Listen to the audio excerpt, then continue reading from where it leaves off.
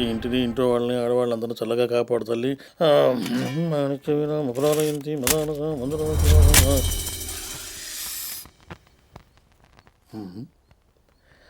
మాణిక్యమైన ముఖరాలయంతి మదానగా మందుర.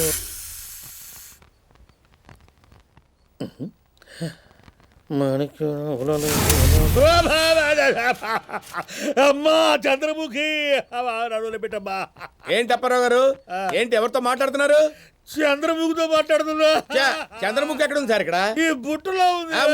చంద్రముఖి అంటే ఏంటి అనుకున్నావు? 30 అడుగుల పాము ఈ బుట్టలో ఉంటుంది. అది కావాలంటే చూడు, బుట్టలో లేదు, గిట్లో లేదు. చూపించు. ఏమయ్యా ఇందాక నన్నేది అంటే నువ్వు పెద్ద ధైర్యవంతుడు లాగా పోతున్నావేంట?